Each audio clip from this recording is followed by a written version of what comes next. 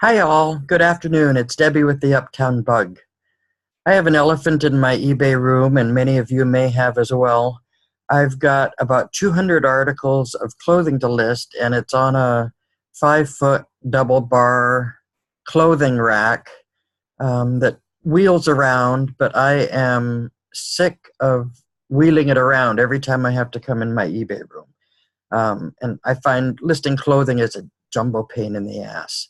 My main issue is that I feel like I'm starting and stopping a lot when I'm listing clothing, mostly because I start with all the clothes on hangers, so I have to shoot the clothes, and then when I go to list them, I do the listing, but I have to stop and measure the clothing, enter it in on the computer on a Sizely blank, and then go back to the listing, and I don't find it a smooth operation, and I think that I'm wasting a lot of time.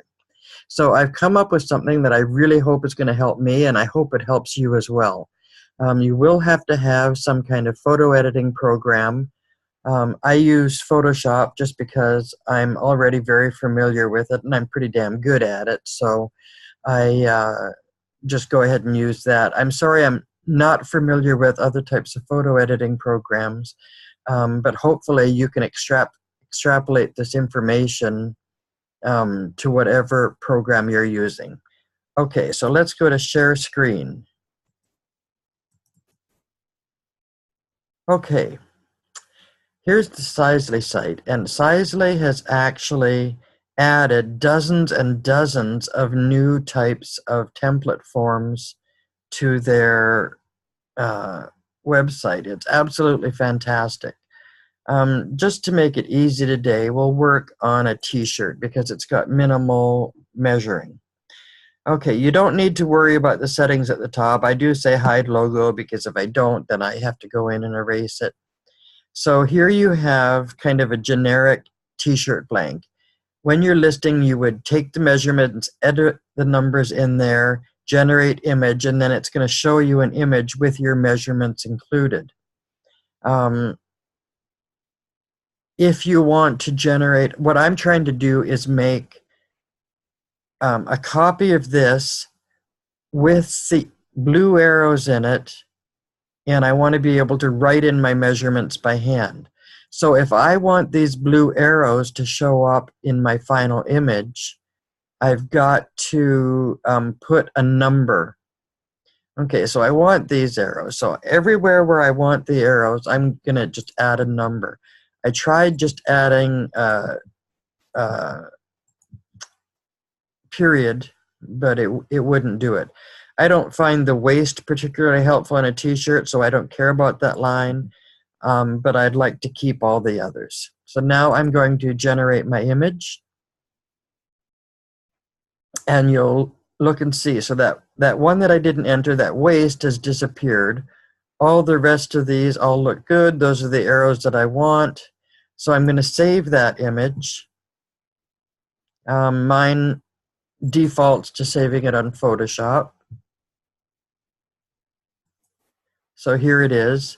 The labels are 4x6. So we want to crop this in as tight as we can. Oh, so I see I missed the blue arrow up there. I'm going to have to go up a little higher. We want to crop this in as tight as we can so that the image is as large as possible on the label. There's no point in having a tiny image on a big label. So I'm going to crop this. I think I better put my glasses on. I can't see a damn thing. All right, there we go. I'm going to get rid of extraneous stuff on here. I don't really need these. Don't really need this one. I would get rid of these because they're off on the edge in favor of being able to generate a larger label. These little areas that are inside the shirt, I'm not going to get rid of those because I'd have to kind of redraw the lines for the neck and whatnot, and there's no point in doing that. I'm trying to do this fast. So what I am ideally going to do is I want to have one of these done for every Sizely blank, every Sizely template that they have available, and all with the lines that I find relevant in them, saved on my computer. And then I'm going to pop this image in onto a label that can be attached to the clothing. Okay, so there's my blank. These lines, because I'm printing on a thermal printer, show up quite light, so I'm going to use the curves on my Photoshop, which is basically just to darken down those lines. Okay, so they're quite dark. On my label printing program, the labels show oriented the opposite way, so I'm going to rotate this image so it's on its side, and I'm going to save it. So,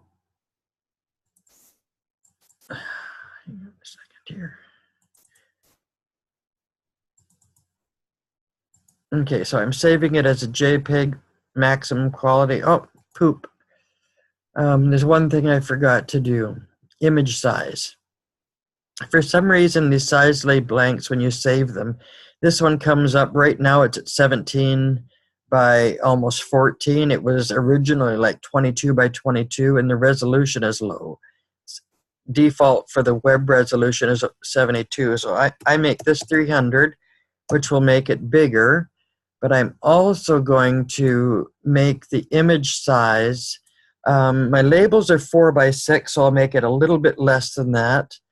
So I'm going to do it 5.75 by 3.75, and it'll change it a little bit so that the proportions stay correct, but those are the numbers you can enter. So there's my Sizely blank. Now I'm going to save it. So save as.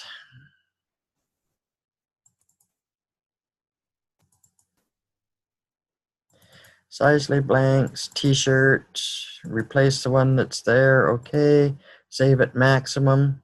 Now I can go into my label program, insert, image, browse the files, find your t-shirt image. Okay, it always pops it up small, and normally if it's small like that, if we had left it at 72 dpi and we made it bigger on here, the quality would be terrible, but we made it 300 dpi. So now I'm just going to make this as big as I can possibly make it. That's as big as it's going to go. And there we go. That's as big as I can make it on there. I'm almost to the sides on both sides. What I will do now is I'll print out, I know that I can count the number of t-shirts on my rack, or I can just pick a random number of labels to print. But I've got about 35 t-shirts on that rack, so what I would do is print 35 labels. So we'll just print one for now, and you can have a look at it.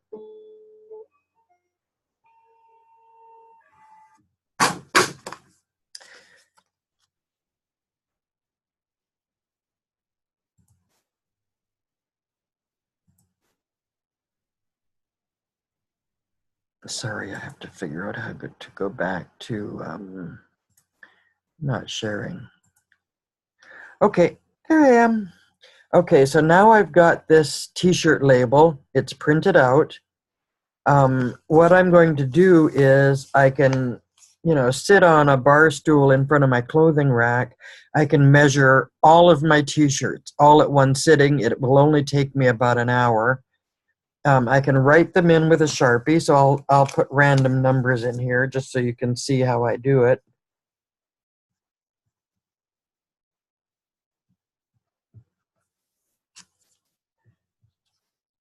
So I don't do anything fancy. I just write on it with a Sharpie. You can see it there. So what I do now with this is I just tear back just a little bit of the label. So that I just got just a little bit of sticky, and I stick that to the back bottom of the shirt. When I'm doing t-shirts, back bottom is where I put the label. When I'm doing dress shirts, I stick them actually just to the inside of the collar. I don't want to, just be careful when you're placing these in your clothing. You don't want to do it in such a way as any residue might stick to the cloth. So I am careful about that.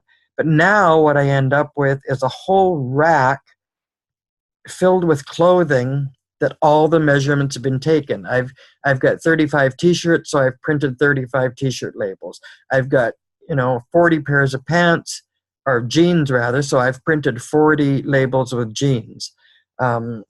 They've all got the measurements hanging on them.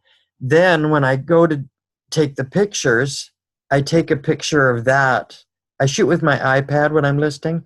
So I take a picture of this close up with my iPad, and that's one of my images in my listing. I don't have to worry about then going back and entering the numbers in Sizely, and then for the next thing, starting the listing, going and measuring, coming back to Sizely again.